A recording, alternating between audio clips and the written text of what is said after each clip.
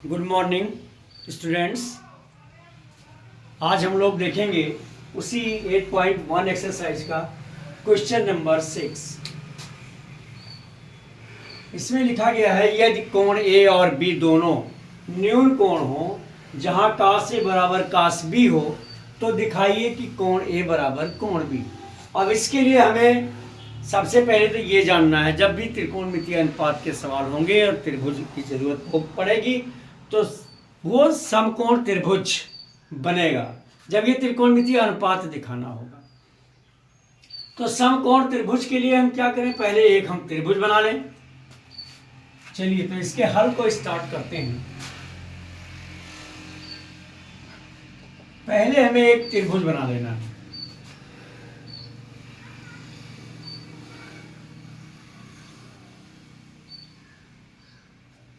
और जैसा कि इसमें लिखा गया है कि कोण ए और बी न्यून कोण है, तो यहां एक हम कोण ए ले लें, एक कोण बी ले लें, ये दोनों न्यून कोण हो जाएं, ये और ये। तो अगर हम यहां ए लेते हैं तो हम इसे बी लिख लें और फिर ये सी हो जाएगा। अगर यहां ए लिखते तो यहां बी लिखते, यहां सी लिखते। ठीक, दोनों तरह से करेंगे, कोई प्रॉब्लम नहीं होगी, एकदम कोई दिक्कत नहीं है। चाहे जहां आप ए लिखेंगे चाहे जहां आप बी लिखेंगे, यहां हम ए लिख लें तो यहां भी हो जाएगा और यहां सी हो जाएगा। अब आप अगर ये सोचें कि कैसे यहाँ ए हो गया तो यहाँ बी हो गया, चूंकि कहा गया है कि दोनों कोण न्यून कोण है इसलिए न्यून कोण ही बनेगा ए बी। चाहे ए शीर्ष पर ले लें, चाहे यहाँ ले लें, चाहे बी शीर्ष पर ले लें, ए यहाँ ले लें, दोनों एक जैसा ही बनेगा। अब आइए इसके हल को शुरुआत किया जाता है। तो जैसा कि हम जानते हैं कि कास थीटा बराबर होता है आधार बटे कर्ण। कास, तो यहां क्या लिखा है, कास ए बराबर। अब देखिए ए मतलब एक कोण है, कोण हमेशा आधार पर बनता है। मैं हर उसमें लगभग बताता रहता हूं, कोण हमेशा आधार पर बनेगा। अगर हम ये चित्र पहले को लेंगे, पहले वाले चित्र को लेंगे, ये पहला है और ये दूसरा है। अगर हम पहले वाले चित्र को लेते हैं तो यहाँ हमें क्या है, ए शीर्ष पर है तो इस समय ये आधार हो जाएगा और ये लंब हो जाएगा। अगर हम इस पर लेंगे तो ये आधार होगा, ये लंब होगा। हम दोनों करके आपको दिखा देंगे कि किसी भी तरह का आपको कंफ्यूजन ना रहे। फिगर में चाहे जैसे भी आप लिख जाएं तो दिक्कत ना आए। तो हम पहले चित्र से लेते हैं, प्रथम चित्र मतलब जो हमारा पहला चित्र है उससे हम लेंगे प्रथम चित्र से। इसमें अगर हम लेंगे तो कास, यहाँ ये आधार हो जाएगा और ये लंब हो जाएगा और कास बराबर होता है आधार बटे कर्ण। तो यहाँ आधार होगा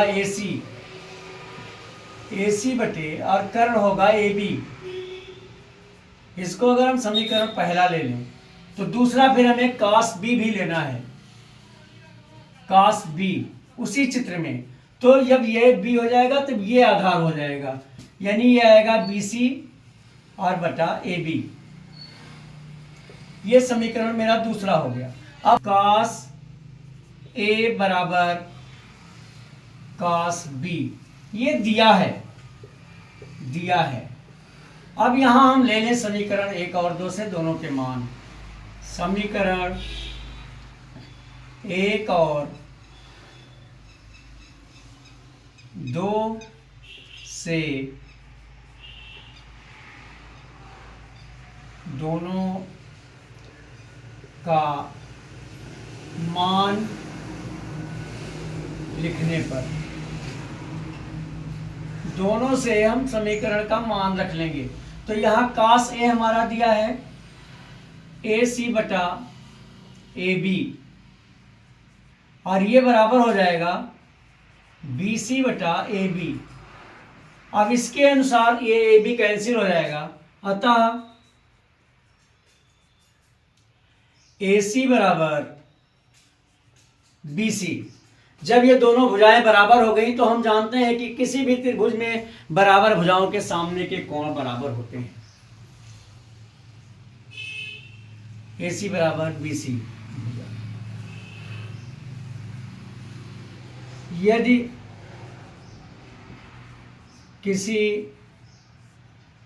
त्रिभुज की दो भुजा बराबर हो, दो भुजा बराबर हो तो उसके दो कोण बराबर होंगे और इसी प्रकार बराबर भुजाओं के सामने के कोण बराबर होते हैं। बराबर भुजाओं के सामने के कोण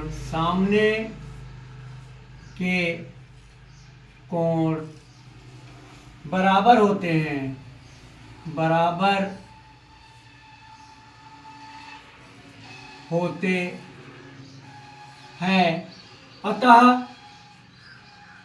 अतः हमें ये दिखाना था। तो AC, ये भुजा AC है, इसके सामने कोण B है, और ये भुजा BC है जिसके सामने कोण ये है। अतः कोण A बराबर कोण B। यह सिद्ध हो गया। इस तरह से ये सिद्ध हो गया।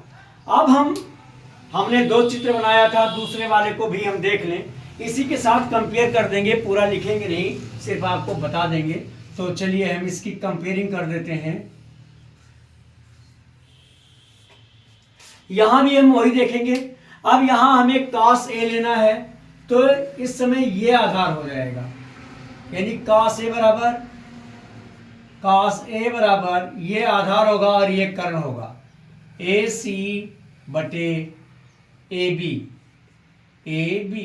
और cos B बराबर, कोण हमेशा आधार पर बनता है, इसलिए ये आधार हो जाएगा, BC बटे AB। अब हम अगर दोनों का कंपेयर करें, अतः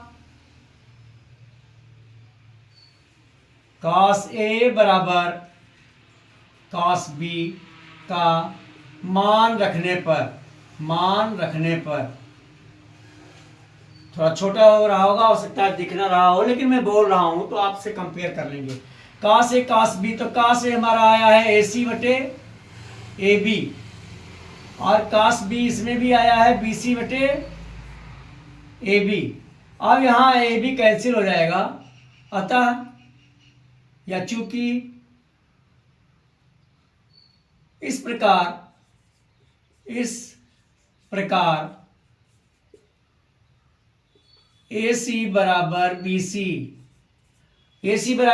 हो गया, AC बराबर BC। और हम जानते हैं कि यहां जैसे पीछे लिखा है, बराबर भुजाओं के सामने के कोण बराबर होते हैं, इसलिए AC के सामने B और BC के सामने A। इस प्रकार से हमारा अतः, या नीचे लिखे देता हूं, बराबर भुजाओं के सामने के कोण बराबर होते हैं।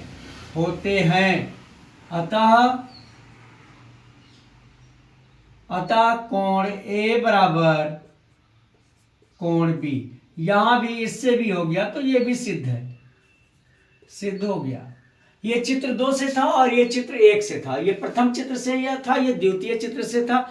दोनों मैंने इसलिए बना दिया कि हो सकता है आप यहाँ ये लिखें, यहाँ भी लिखें, या यहाँ लिखें, यहाँ भी लिखें, इसलिए मैंने दोनों से करके दिखा दिया। आशा भी करता हूँ कि अच्छी तरह से समझ में आया होगा। अगर आया है तो मेरे वीडियो को लाइक जरूर करें, शेयर करें, और कोई ना कोई कमेंट भी लिखें इसमें। और अगर आपको किसी तरह की प्रॉब्लम है तो उसको भी कमेंट बॉक्स में लिखकर भेजें, और मैं पूरी कोशिश करूंगा कि उसका हल आप तक पहुंचे। धन्यवाद।